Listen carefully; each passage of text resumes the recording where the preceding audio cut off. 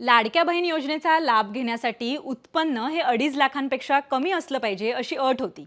मात्र काही बहिणींनी ती पाळली नाहीये. त्यामुळे राज्य सरकारला कठोर पावलं उचलावी लागली. राज्य सरकारने अटीच्या विरोधात जाऊन योजनेचा लाभ घेतलेल्या बहिणींवरती आता ॲक्शन घेतली.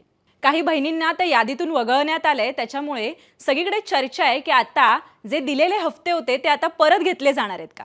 मात्र घाबरण्याचं काही कारण नाहीये. हे हफ्ते परत घेतले जाणार नाहीयेत. मात्र राज्य सरकारने आता यावर जालीम उपाय शोधून काढलाय.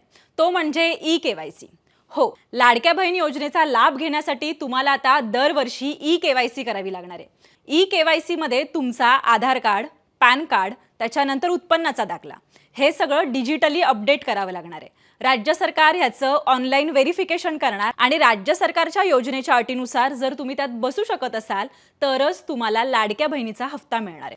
यामध्ये होणार काय आहे तर एखाद्या बहिणीचं उत्पन्न हे 2.5 लाखांपेक्षा वरती गेलं तर ती बहीण आपोआप या योजनेतून बाद होईल आणि तिला पुढील हप्ता मिळणार नाही.